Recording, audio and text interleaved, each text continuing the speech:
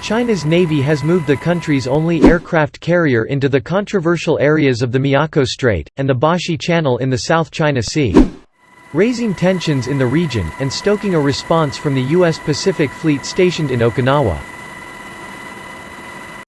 Chinese Navy spokesman Gao Shucheng said the exercise is in accordance with international law. He said it was part of a regular training exercise, and added the Navy will continue to organize similar training activities.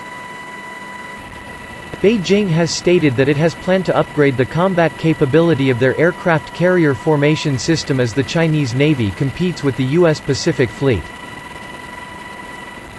The U.S. Navy has conducted 9 combat maneuvers in the South China Sea last year, according to records provided by U.S. Pacific Fleet. The maneuvers are designed to challenge China's claim to maritime rights and dominion over several island chains in the region, which have put the U.S. and its allies at loggerheads with China. It has been more than 11 years since an American carrier traversed the Taiwan Strait, and many commentators claim the U.S. has shied away from sending any large formations in order to not threaten China's growing naval might. Chong Qing, a retired Taiwan naval captain and researcher at the Taipei-based Society for Strategic Studies, said, "The Trump administration faces a dilemma. They want to send smart, calibrated signals to Beijing without causing an overreaction or misunderstanding. This caution is typical of the restraint the U.S. and allied navies, including Japan and Australia, now display in international waters near the China. They deem the Chinese coast hostile territory, and to be approached with caution." According to more than 10 current and former senior U.S.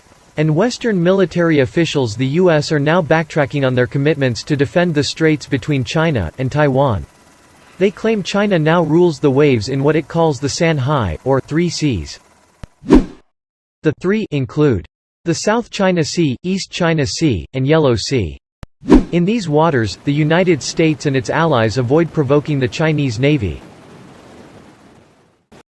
This news comes as China and Vietnam have both been building up paramilitary forces and fishing fleets to stake claims in the disputed South China Sea. International observers have been warning for years that the region is a powder keg. There have been recent reports of the Chinese sinking of a Vietnamese fishing boat, while Beijing continues its assertive tactics to try to control more waterways in defiance of regional and international opinion. Hanoi is responding but has far fewer boats, analysts said. The assessment came after a Chinese Coast Guard ship and a Vietnamese fishing vessel collided near the Paracel Islands on April 2, with each side claiming their ship had been rammed by the other.